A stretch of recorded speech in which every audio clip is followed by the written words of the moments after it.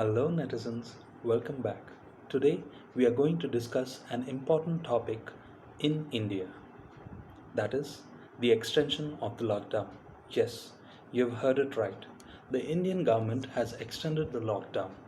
Well, to some citizens, this is an utter shock, but it's for the benefit of the citizens that the Indian government has taken this decision, as the virus is in its community spread phase. Now, let's get into the details of what actually this extension of the lockdown entails.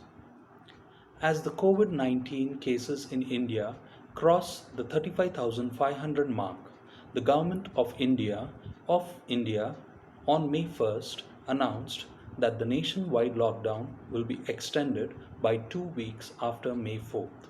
However, the third phase of the lockdown would not be as restrictive as its previous versions. As per the Ministry of Home Affairs statement, the strictness of the lockdown will depend on the level of COVID 19 outbreak in the respective districts. A new set of guidelines were issued by the center to regulate different activities in the lockdown period. The districts across India are divided into three zones depending upon the level of COVID 19 outbreaks. The green zones are the districts with either zero confined cases till date or no confirmed cases in the last 21 days. The red zones are classified on the basis of the total number of active cases, doubling rate of confirmed cases, the extent of testing and surveillance feedback from the districts. Those districts which are neither defined as red nor green are classified as orange zones. Limited number of activities will remain prohibited in India irrespective of the zone, including travel by air, rail, metro, and interstate movement by road, running of schools, colleges, and other educational and training institutions. In all zones, individuals above 65 years, individuals with comorbidities, pregnant women, and children below 10 years should stay at home. OPDs and medical clinics shall be permitted to operate in red, orange, and green zones with all social distancing norms. Movement of stranded foreign nationals, individuals released from quarantine, stranded migrant workers and students, pilgrims, tourists, and other such individuals is to be facilitated following the standard operating protocol issued by the Union Home Ministry. For green and orange zones, liquor shops will be opened, but customers would have to maintain at least 6 feet distance between each other. Malls, hotels, cinemas, gyms to remain shut. No social, cultural, or political gatherings will be allowed. E-commerce is allowed in orange and green zones. In the red zones, private offices can operate at 33% strength. In the green zones, buses can operate with 50% capacity. Industries and factories are to remain shut. Four-wheelers with two passengers are allowed in orange zones. All movement will be prohibited from 7 p.m. to 7 a.m. The good news is, and if sources are to believe, India is currently having the capacity of producing and procuring all the necessary medical equipment required for patient and healthcare provider safety. The imposition of the lockdown to stop the spread of the coronavirus has thrown the lives of millions of homeless into chaos. Most of the estimated 4 million plus homeless in India have no way of earning a living.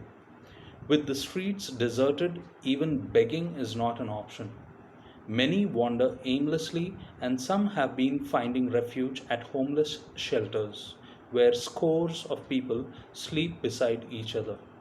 Several homeless, including scrap dealers and destitute, have been living in the streets. Even though there has been some help from governing administrations and Good Samaritans who provide food for the homeless, Hundreds of them continue to be exposed to the risk of contracting coronavirus every day. Doctors and health experts say that the homeless are among the most at risk from the virus, as many already suffer from illnesses such as TB, and their morbidity rates are higher than that of the general population. The spread of the virus among such population could have some worrisome consequences.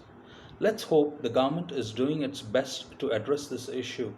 Otherwise, we never know what a storm this section of the population could stir up. If you had gone through my first video of the case study of COVID-19, it was predicted that the lockdown would need to be extended all through May. Well, this is what is happening.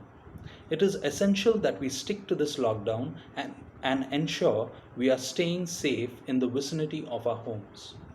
It is very important for us to maintain the discipline that we have been maintaining all through this lockdown period, because any negligence would result in utter disaster. This disease is still not under control, hence the extension of the lockdown. Individuals need to clearly understand that this is very important to maintain and should ensure religious practice of social distancing and isolation wherever possible. We are now in the phase of the community spread of the virus. This is a very critical phase, and any negligence or non-compliance of the guidelines could result in a serious threat to a good percentage of the population of the country. Though relaxations are in place, it would be in the very best interest of the individuals to maintain social distancing whenever and wherever possible. Wishing India all the very best through this final showdown, and hope and pray this remains the last extension of the lockdown. Well, that's it from me right now. I'll be back with more exciting and informative news all through this period. Please stay tuned, and please do not forget to like, share, and subscribe.